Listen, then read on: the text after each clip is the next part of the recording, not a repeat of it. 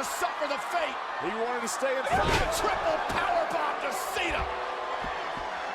Should have left when he could. Like the video, subscribe to the channel, and turn on those notifications. And once you're done, leave a comment down below and I just might end up responding. Some wrestlers are as egocentric as they are sweaty most nights. And come on, you'd be lying if you tried to tell me you couldn't imagine a few of your favorite wrestlers putting a little bit of that backstage pull to good use every now and then across the years. Wrestlers like Shawn Michaels and Hulk Hogan are so synonymous with the toxic behavior that it isn't even a spoiler. They're both obviously gonna be on this list. I'm D-Wick and these are 10 wrestlers who flat out refused to lose big matches. Number 10, John Cena over the Nexus. Now this is a borderline ridiculous way to start out a list, because nowadays John Cena may have gone part-time, but his spiritual home is and always will be World Wrestling Entertainment, and no one knows better how to treat the young up-and-comers like Superhero Cena.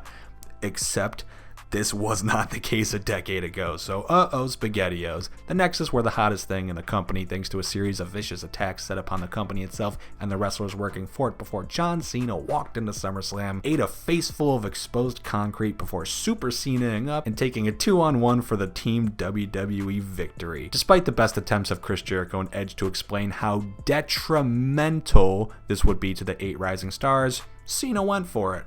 Yeah, it was pretty fucking detrimental to those stars, huh?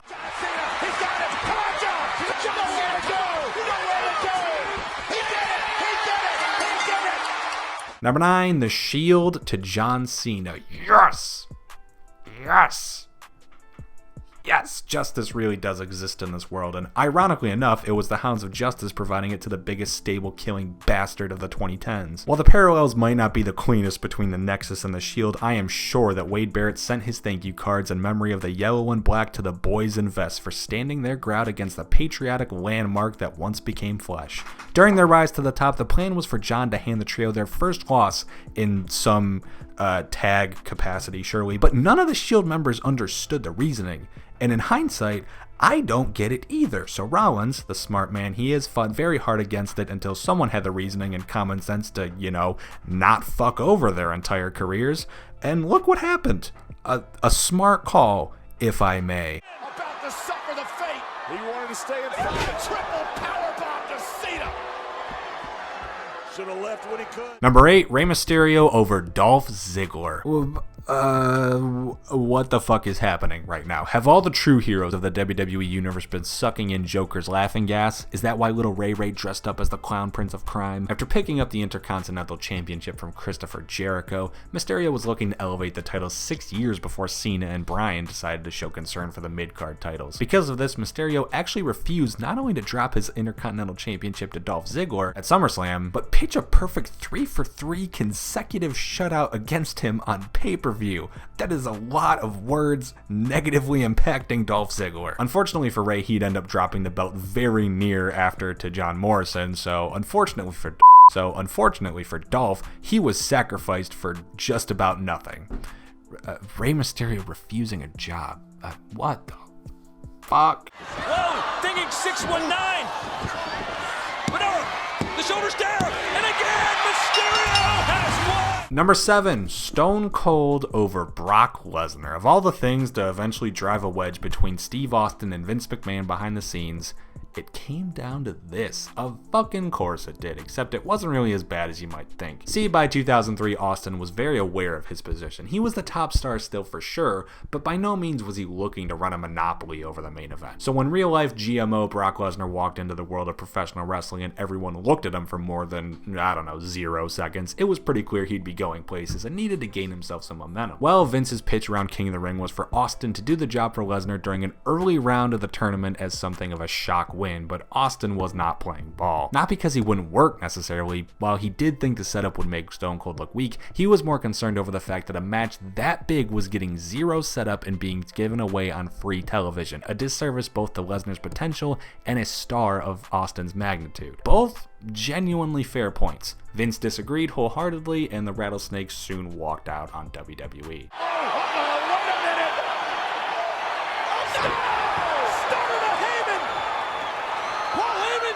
Number 6, Randy Orton over The Undertaker. Now, for anyone immediately confused, I must admit to breaking the rules of my own list because this would be a case of the exact opposite taking place. WrestleMania 21 was the first time the Undertaker's legendary streak was actually supposed to die, as Taker was already happy enough with his accomplishments and wanted to help out use this immense momentum and put over some younger talent. Well, Randy Orton, the hot-tempered, cocky behind-the-stage pseudo-prick we all know and try to love today, actually declined. In fact, he outright refused to win the damn match. Despite what Orton may occasionally show us, he clearly does have high respect for the wrestling industry and has for at least 15 years now, because this was very respectable. Although I do definitely now kind of wish that Orton had beaten the streak and not Brock Lesnar.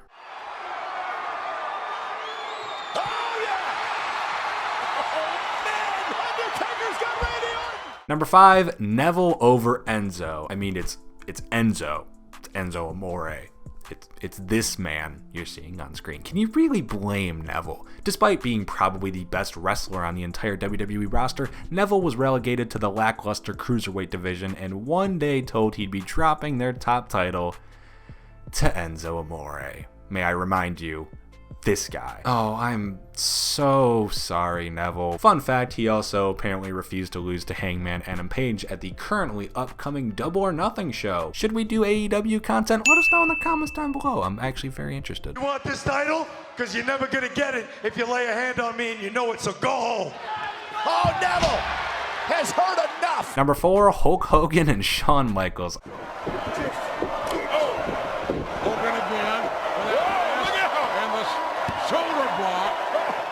I won't relegate much time to this, but it would be a crime to not mention this SummerSlam 05 classic, since in reality it's the best case of two wrestlers both refusing to do the job to each other, as strange as that sounds. It's like the screw job, but with a happy twist. And yes, obviously the screw job is this list's spiritual number 1, but that would be boring, so don't expect to see it today. So instead of diving into the whole mess of Hogan agreeing to 3 matches before citing back problems, let's focus on how Shawn Michaels, now backed into a corner, instead of refusing to lose, refused to let Hogan look good winning. God bless Shawn Michaels' antics. Sometimes they really were just the cream of the crop. Think that Michaels has the streak or the body weight to hold Hulk Hogan on the mat. I think Shawn is going to... Number 3, Shawn Michaels over Bret Hart. In a move that would completely overhaul the plans WWF had in mind for WrestleMania 13 at the time, Shawn Michaels supposedly suffered from a knee injury, infamously lost his smile, and vacated the WWF Championship, which went from the original plan of being defended by HBK against Bret Hart all the way to the match pitting Undertaker and Psycho Sid in the year's main event. It was a pretty big jump, and many people assume the reasoning behind it was the fact that Shawn wasn't going to go over. Despite working fine together over 1996, the issues between the two slowly just kept boiling until the water was out of the pan harsh in February of 1997, as Shawn decided that if WWF wanted him to drop the belt to Bret, he'd be better off not showing the event at all. Shawn didn't refuse to lose, he flat out refused to even compete.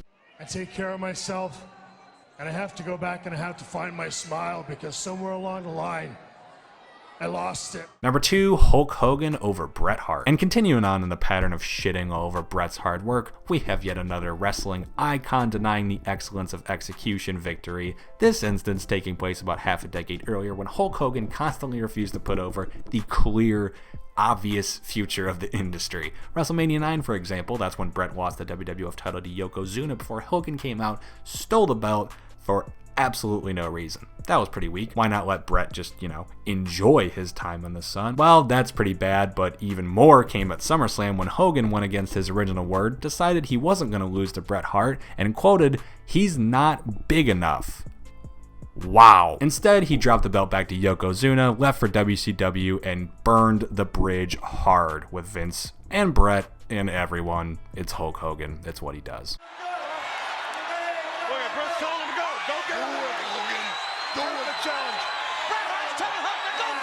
And number 1, Triple H for about 3 years. The early years of Raw's brand split were rough, man. Triple H he didn't even refuse to lose. He refused to look bad in any condition possible. Across the years from 02 to 05, the game pretty much ended the careers, or at least halted a very considerable amount of momentum from Goldberg, Booker T, Rob Van Dam, Randy Orton, among many, many others, until finally being dethroned by Batista. In terms of long-term storytelling, it was pretty great for Batista. As for short-term storytelling for everyone else, that was probably the most upsetting period for a lot of wrestling fans. Nah, no more Austin, no more Rock, there's no more Attitude Era, but hey guys, have 4 more years of Triple H being shoved down your throats. Hooray! There's nothing Van Dam can do. Oh, God.